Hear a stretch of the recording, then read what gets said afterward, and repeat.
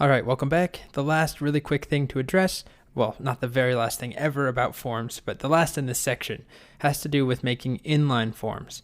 So there's a section on the forms page called Inline Forms, and really all that we have to do to make an inline form, meaning that each input is, well, they're inline rather than being block level separate elements descending down, we just do form-inline on the form itself.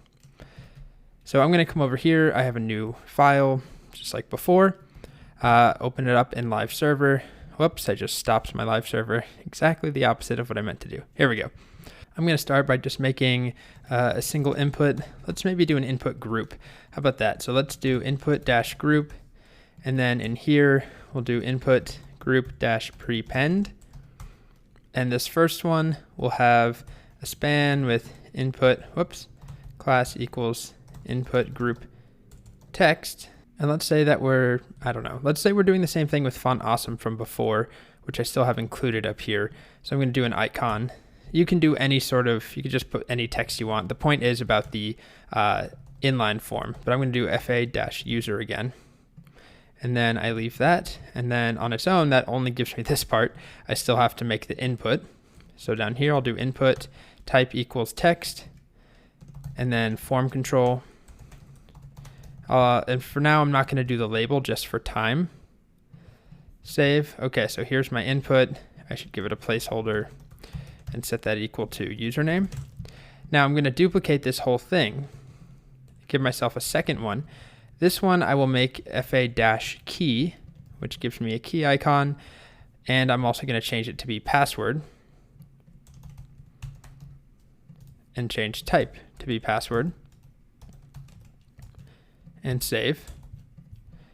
Now what I'm going to do is make this an inline form. So to do that, on the form itself, which currently does not exist, so I'm going to take all my content, I'm just going to make a form, and I'm going to give it class inline. Form-inline. Paste. Oh my gosh. What a disaster that is. Save. And there we go. So now it's inline. Now it doesn't look perfect, but we can style it a bit. We can space it out. What they do over here, if you take a look, they use the margin. Where are you? Here we go. Some of the margin utilities.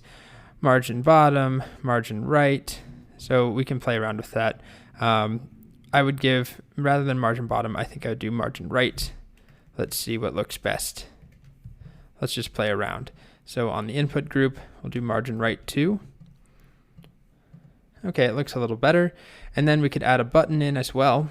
And if we do a button, so normally a regular button is inline, but if we do input type equals submit, usually that will go on its own line. So if I do class equals btn, let's do info, btn-info. If I do this, it's inline right now. If we don't have form-inline and I save, it goes on its own line. So we save, and this is what we get over here. And I'd probably do margin right again on this input group, maybe like that.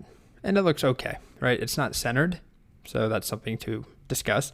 It's not super responsive at all. You can see it does sort of change there, but it's not perfect. Once we talk about the grid system, we can make nice forms that behave a little better than this. But this is at least the basics of making something inline. So once again, I'm just going to copy this whole thing so we have them side by side and remove form inline from the bottom one, just so that you can see just that single class. It makes a significant difference. There we go. So the inline form and the regular form without class form inline. All right, moving on, we have an exercise that will test some of your knowledge around forms coming up next.